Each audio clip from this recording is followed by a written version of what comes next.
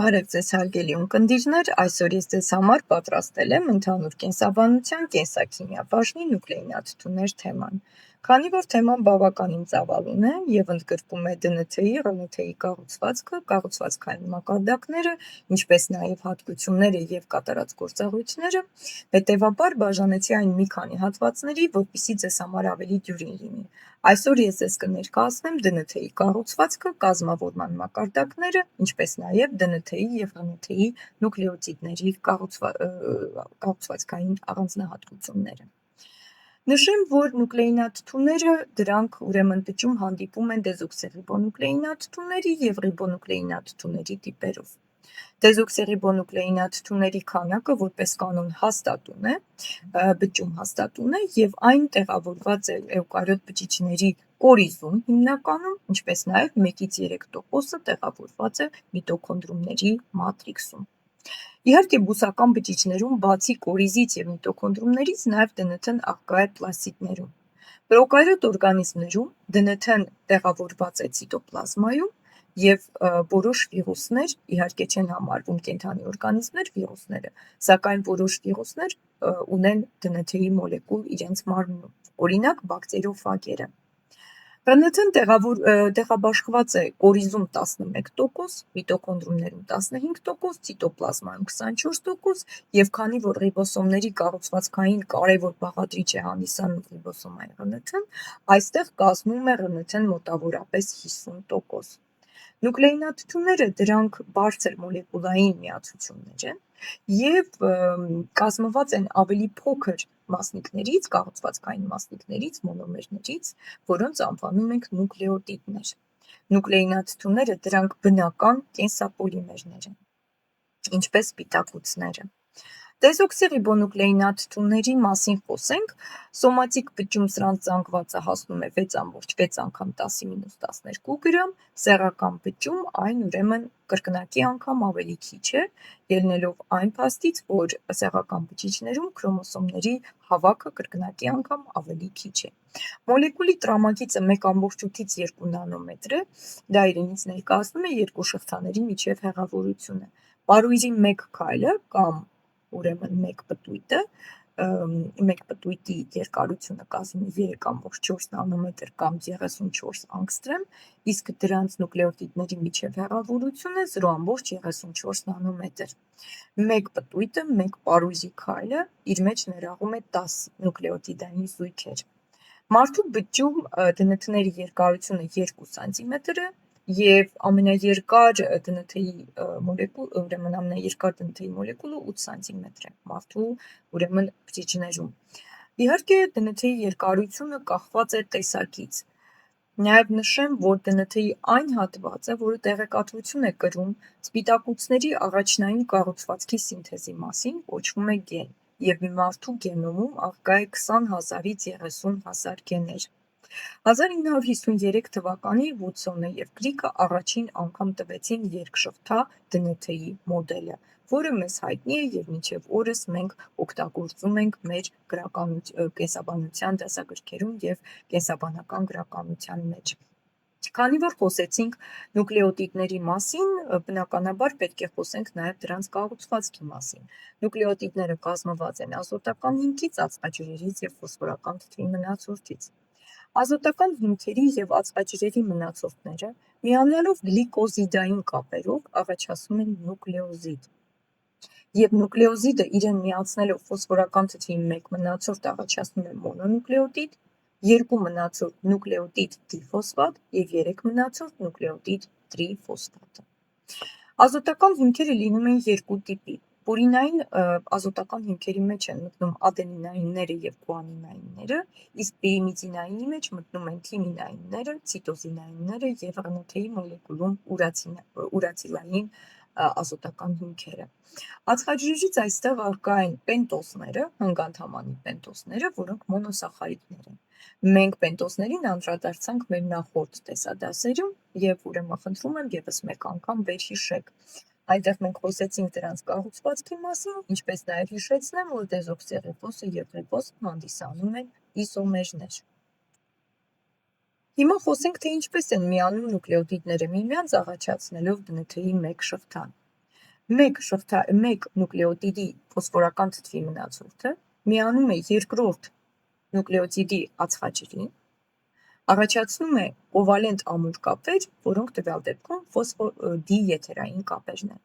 Սրանք ամուր կապեր են, ի տարբերություն ջրածնային կապերի, եւ ձևավորում են ՏՆԹ-ի մեկ շղթա։ Խնդրեմ, սա այս մեկը ուրեմն մեկ նուկլեոտիդն է, եւ այստեղ այս նուկլեոտիդի ֆոսֆորական թթվի մնացորդը այս երկրորդ նուկլեոտիդի ածխաջրին է միացած, առաջացնելով ֆոսֆոդիեթերային կապեր։ Ձեր ուշադրությունն ուզում եմ հրավիրել ադենինի եւ ադենինային ազոտական հիմքի վրա։ Խնդրում եմ ուշադրություն դարձրեք ադենինային ազոտական հիմքի եւ գուանինային ազոտական հիմքի ֆորմուլայի նմանություններին, եւ այս նմանությունները հենց պայմանավորված են նրանով, որ երկուսն էլ պատկանում են պուրինային ազոտական հիմքերի խմբին։ Իսկ թիմինը եւ ցիտոզինը ավելի իրար են մոտ կանգնած, քանի որ սրանք կազմում են պիրիմիդինային ազոտական հիմքերը։ Ադենին նուկլեոտիդ անվանումը այն ստացել է իր ազոտական հիմքի ադենինային ազոտական հիմքի շնորհիվ եւ համապատասխանաբար գուանին նուկլեոտիդը իր ազոտական հիմքի անվանումից թիմինը եւ ցիտոզինը։ Հիմա խոսենք, թե ինչպես են միանում երկու նուկլեոտիդները երկու շղթաներում առաջացնելով պարույր։ Սրանք իրար միանում են ջրածնային կապերով, ուրեմն ազոտական հիմքերի միջև, ազոտական հիմքերով եւ առաջացնելով ջրածնային կապեր։ Պարտադիր պայման է, որ մեկ շղթայում պետք է լինի ուրեմն պուրինային, իսկ տվյալ դեպքում պիրիմիդինայինն է, իսկ մյուս շղթայի ազոտական հիմքը պետք է լինի պուրինային։ Սրանք իրար կոմպլեմենտար են եւ կոմպլեմենտարության սկզբունքը կամ լրացչության սկզբունքը ընկած է հենց ԴՆԹ-ի երկշղթայի առաջացման հիմքում։ Կոմպլեմենտար են ադենինը թիմինին, ցիտոզինը գուանինին։ Նշեմ նաև, որ ադենինի եւ թիմինի միջև առաջանում է ջրածնային կրկնակի կապեր, իսկ գուանինի եւ ցիտոզինի միջև եղակի կապեր։ Եվս մեկ անգամ հիշեցնեմ, որ մեկ շղթայում նուկլեոտիդները իրար միացած են մեկի ֆոսֆորական թթվի մյուսի ածխաջրերի միջև, առաջացնելով կովալենտ ավելի ամուր ֆոսֆոդիեթերային կապեր։ Եվ ուզում եմ ուշադրությունը ձեր հրավիրել ուղղությունների վրա, շղթաների ուղղությունների վրա, առաջին շղթան, ինչպես տեսնում եք, 5 շտրիխից 3 շտրիխ ուղղվածություն ունի, իսկ մյուսը հակազուգահեռ է 3 շտրիխից 5 շտրիխ։ Իհարկե, այս ուրեմն պայմանական անունները որպես կանոն ցույց են տալիս ածխաջրերի, ածխածնի եւ ֆոսֆորական թթվի միանալու այսպես կարողությունը, եւ որպես կանոն 3 շտրիխ ուղղությունն է իրեն միացնում նուկլեոտիդը, որին մենք կանդրադառնանք մյուս տեսադասում, երբ կխոսենք ՏՆԹ-ի կրկնապատկման կամ ռեպլիկացիայի մասին։ Չարգավիտ կանոնների համաձայն ադենինը հավասար է թիմինին, գուանինը ցիտոզինին եւ ադենինի հարաբերությունը թիմինին հավասար է 1-ի, ինչպես նաեւ գուանինը ցիտոզինին։ Այս կանոնները շատ կարևոր են ոչ միայն տեսությունը ուսումնասիրելու եւ լավ յուրացնելու, ինչպես նաեւ ուրեմն խնդիրները գրելու համար։ Երկրորդ կանոնը ադենին պլյուս թիմինը հավասար է թիմինի եւ ցիտոզինի գումարին, ինչպես նաեւ տրամաբանորեն ադենինի եւ գուանինի գումարային հարաբերությունը թիմինի եւ ցիտոզինի գումարին հավասար է 1-ի։ Ադենինի եւ թիմինի գումարի հարաբերությունը գուանինի եւ ցիտոզինի գումարին իրենից ներկայացնում է հաստատուն մեծություն, որը սպეციფიკության գործակիցն է, մարդու մոտ այն հավասար է 1,53-ի։ Սպეციფიკության գործակիցը կենդանիների մոտ մեծ է 1-ից, իսկ բույսերի մոտ փոքր 1-ից։ Ինչպես սպիտակուցները, այնպես էլ ԴՆԹ-ն, որպես կենսապոլիմերներ, ուրեմն ունի նույնատիպ կազմավորման մակարդակներ, նույն անուններով կազմավորման մակարդակներ, առաջնային, երկրորդային եւ երրորդային։ Առաջնային կազմավորման մակարդակը իրենից ներկայացնում է մոնոնուկլեոտիդների դասավորման գծային հաջորդականությունը, որտեղ յուրաքանչյուր նուկլեոտիդ մյուսին միացած է ուրեմն կովալենտ կապերով, հիշեցնեմ, ուրեմն ֆոսֆոդիեթերային կապերով։ Երկրորդային կառուցվածքը երկշղթա է, աջ պտտվող պարույր և մի շղթան 5 շտրիխից 3 շտրիխ ուղղվածություն ունի, մյուսը հակազուգահեռ։ Երրորդային կառուցվածքը երկու շղթաների երկայնակի առանցքով պտտվելու միմյանց շուրջ առաջացնելու հետևանքով, ուրեմն այսպես ասած, երկու շղթաները երկայնակի առանցքով պտտվելով միմյանց շուրջ առաջացնում են տարածական եղաչափ պարույր։ Սա այլ կերպ նաև անվանում ենք գերպարուրում կամ գերպարույրներ և որպես կանոն գերպարուրումը քրոմոսոմում ԴՆԹ-ի ավելի հավաք դասավորություն է իրենից ներկայացնում։ Ինչպես նաև նշեմ, որ բակտերիաների և միտոքոնդրիումների ԴՆԹ-ները բաց կովալենտ կապերով միանում են իրար, առաջացնելով օղակ։ Այստեղ միտոքոնդրիալ ԴՆԹ-ի օղակներն են, խնդրեմ, և իհարկե բակտերիաների պլազմիդները, որոնք օղակաձև ԴՆԹ-ներ են իրենցից ներկայացնում։ Բացի առաջնային, երկրորդային և երրորդային կառուցվածքներից, գիտեք, որ նուկլեինաթթուները կարող են ուրեմն միանալ այլ օրգանական նյութերի, տվյալ դեպքում սպիտակուցների, առաջացնելով պայմանականորեն չորրորդային կառուցվածքը։ Եվ տվյալ դեպքում մենք ուսումնասիրենք քրոմատինի մոդելը, որը իրենից ներկայացնում է քրոմոսոմի մի թելիկը, քրոմոսոմի նյութը։ Քրոմատինը կազմված է ԴՆԹ-ից, հիստոնային և ոչ հիստոնային սպիտակուցներից։ Հիստոնային սպիտակուցները դրանք հիմնային բնույթ ունեցող սպիտակուցներ են, պարունակելով արգինին և լիզին ամինաթթուներ։ Հիստոնային սպիտակուցները միավորվելով ԴՆԹ-ի հետ առաջացնում են նուկլեոսոմներ, և նշեմ, որ այստեղ 4 տիպի հիստոնները H2A, H2B, H3 և H4 երկուական միավորվելով ուրեմն առաջացնում են օկտամեր կառուցվածքը։ Օկտամերը ԴՆԹ-ին միավորվելով առաջացնում են նուկլեոսոմը։ Հիստոնները միայն այս 4-ը չեն, խնդրեմ, տվյալ դեպքում H1 հիստոնը, որը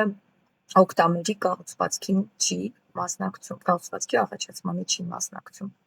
Իսկ ոչ հիստոնային սպիտակուցները առաջացնում են այսպիսի գեղեցիկ ցինկի մատիկներ կոչված կառուցվածքները, որոնք մասնակցում են ռեպլիկացիայի, ռեպարացիայի և տրանսկրիպցիայի գործընթացներին։ Ռեպլիկացիան իրենից ներկայացնում է ԴՆԹ-ի կրկնապատկումը, ռեպարացիան վերականգնումը, իսկ տրանսկրիպցիան ԻՂՆԹ-ի սինթեզը։ Հիմա խոսենք սրանց մասին ավելի մանրամասն,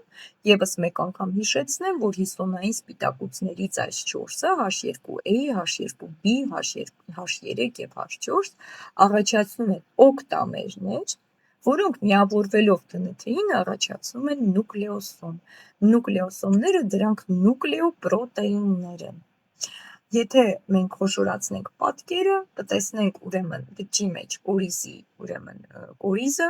որի մեջ տեղավորված են քրոմոսոմները, իսկ քրոմոսոմները կազմված են քրոմատինային թելիկներից։ Թելիկները ավելի շատ խոշորացնելու դեպքում այստեղ երևում են ուրեմն